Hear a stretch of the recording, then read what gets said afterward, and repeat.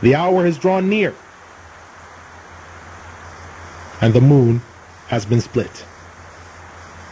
Surah Al-Qamar, 54th Surah, Ayah 1. Allah subhanahu wa ta'ala, He has warned us repeatedly about the nearness of the day of resurrection. Yet many of us live in a state of heedlessness. That heedlessness is so great that some of us will only be snapped out of that heedlessness by the events of the resurrection as they come upon us. But there is still time. There is time to snap out of the cycle that we are in, and there is time to snap out of the terrible condition that we are in. There is time.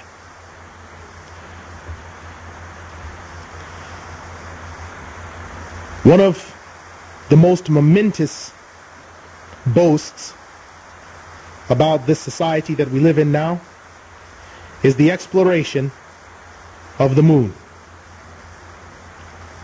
There is a great amount of boasting that humanity has already been to the moon, that humanity has already sent satellites, drones, robotic rovers into space, and that it is just a matter of time before we find life.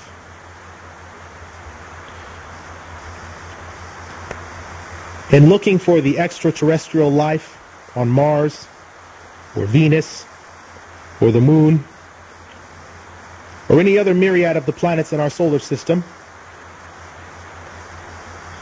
we have forgotten that it is not us that will seek intelligent life. It is not us that will do the planetary invasion in the search for extraterrestrial life. It is us who will be invaded. It is us who will receive the extraterrestrial invasion from outside of this earth. Allah subhanahu wa ta'ala has told us twice in the Quran that this extraterrestrial invasion will take place. An invasion of such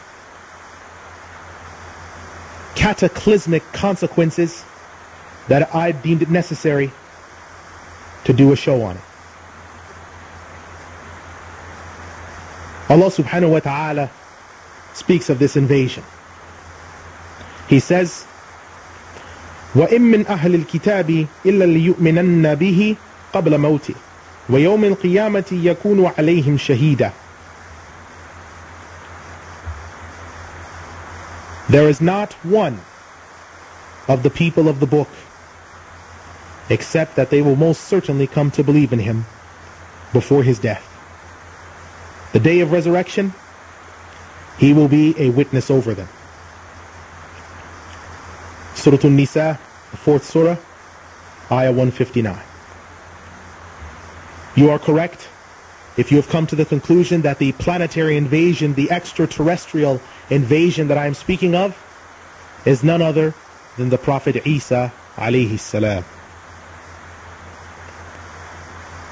All of this plotting about the planets, the space, the galaxy, and other far reaches of space, and we are not even protected from the real invasion that is about to take place.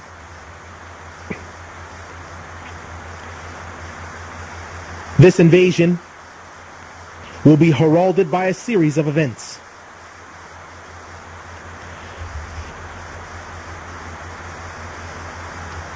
These events are called minor signs. Most of the events of the minor signs between 65 and 100 have been fulfilled. The descent of Isa alayhi salam to this earth, the second advent, the second coming, whatever we're calling it, is a real event and is one of the last minor signs to be fulfilled. I will mention to you one of those minor signs. Allah subhanahu wa ta'ala has benefited us through our Messenger sallallahu alayhi wasallam, who said, quote, "Verily you shall conquer Constantinople. What a wonderful leader will her leader be, and what a wonderful army will that army be."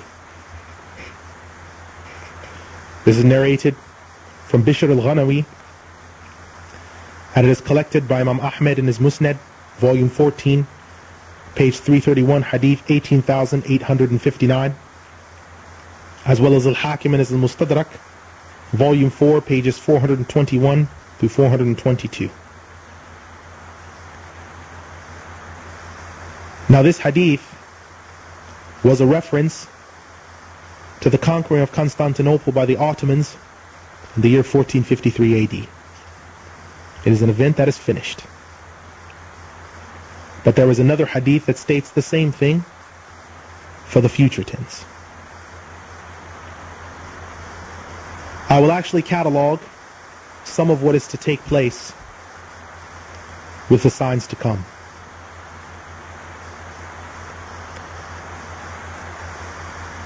The remainder of the minor signs of the hour will be completed. And as I've said, these signs are between 65 and 100 signs, depending on the strength of the different hadith, but they have all taken place with the exception of a few. There will be a truce between the Christians and the Muslims, and there will be a joint army campaign against a common enemy, and this is referred to as the battle between the two great armies, known as the Battle of Armageddon. At the conclusion of this battle, all technology will become unusable.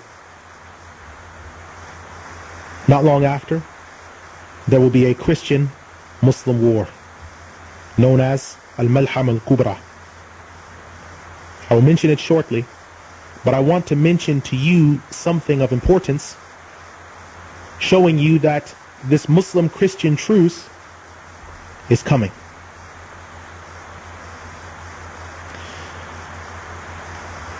I'll read to you an article, and this article was brought to our attention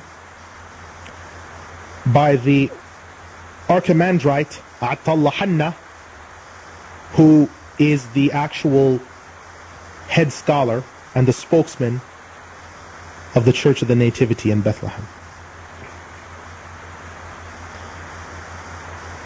Not long ago, the Church of the Nativity in Bethlehem was set upon by Jews from the Israeli army who were seeking to exterminate some Muslim youth. They were hidden and protected in the church by the monks and nuns, and in the 1800 years that the church has stood on its spot, it suffered more damage from the Israeli army than in the 1300 years that the Muslims had ruled over those lands. I'll read to you the statement of the Archimandrite from the actual article.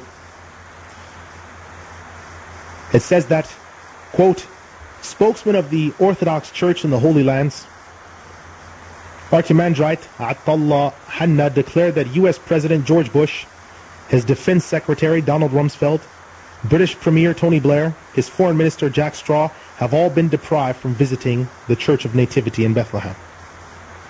This decision was taken to express the refusal of the Palestinian Christians of the U.S.-led invasion on Iraq. In a special interview with IslamOnline.net Monday, March 31st of 2003, Hanna described both Bush and Blair as those who have been excommunicated, as they have turned a deaf ear to several calls by the Orthodox Church and other churches before the war erupted.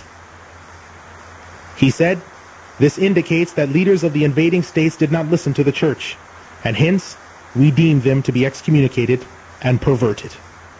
Bush and Blair behave in an antagonistical